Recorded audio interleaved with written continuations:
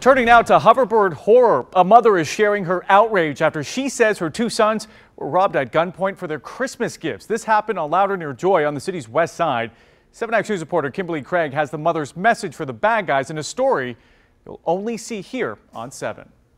Fallon Jackson knew her boys would love these hoverboards for Christmas, never imagining it would make them a target. And maybe 20 minutes later, they come running in the house talking about, "Mom, somebody robbed us for our hoverboards." I'm like, what? Fallon Jackson's sons, 11-year-old Jacob and 13-year-old Knowledge, were out enjoying the new hoverboards they got for Christmas when they say two men drove up and the driver, who was armed with a gun, demanded they hand them over. He talked about stop.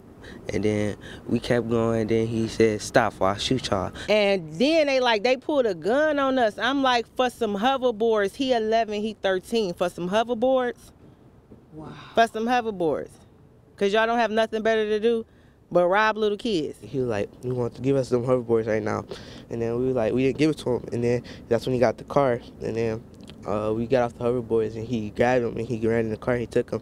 The guy in the passenger seat said, "This my Christmas." Fallon and her sons could not believe how brazen the men were. It happened around 4 o'clock yesterday afternoon on Lauder near Joy on Detroit's west side.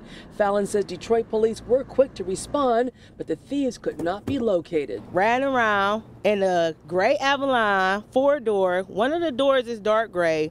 The front end is tore up. You have a tail light missing. You look like you out of place. Fallon says it's not even about the $200 she spent on each hoverboard. It's about the audacity that two men would pull a gun on two boys. They should be very ashamed. They should want to go crawl under a rock and die for pulling out a gun on an 11 and a 13-year-old.